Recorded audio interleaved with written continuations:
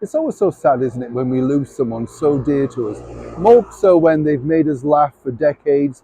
Just by watching them on screen simply cheers you up, and gives you the giggles for the day. Of course, we're talking about now the very sadly demised Barry Humphries, otherwise known around the world as Dame Edna, Celeste Patterson, and so much more. And as ever, I wanted to offer my own personal tribute simply because I did get to know him very well, and he was a really incredible man. So cultured, so well read, and not at all like the characters that he created. That was truly his gift. What he did share with me, though, I thought was fascinating, was how hard it was when he came to London to start out in the early 60s. He went to a very famous club, the Establishment Club, and didn't really do well at all. Eventually, it started to pick up, and the audiences understood the character. Of course, Dame Edna, his most famous creation, wasn't the housewife megastar that we all know and love today.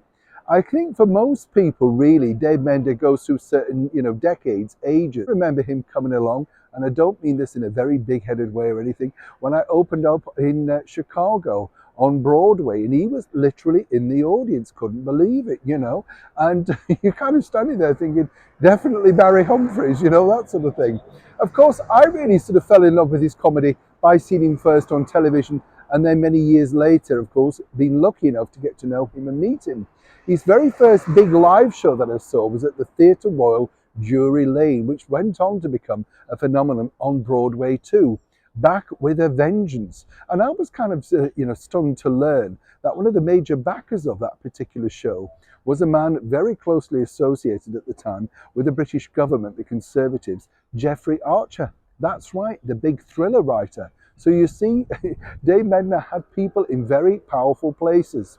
For many people, though, I guess the most endearing sort of image, the most memory, was when Dame Edna was, of course, seated in the royal box at the Royal Variety Performance. And of course, with a brilliant skit which was put together by the then Prince of Wales and Camilla, who thoroughly enjoyed it. It literally brought the house down. I mean, incredible. I saw Barry also in his very last big West End run at the London Palladium, and was still as funny and, kind of just so clever with the audience. He didn't necessarily have gags. He just talked to the audience and made you laugh. I'll let you into a bit of a secret that no one else truly knows. It will come out over the next couple of days.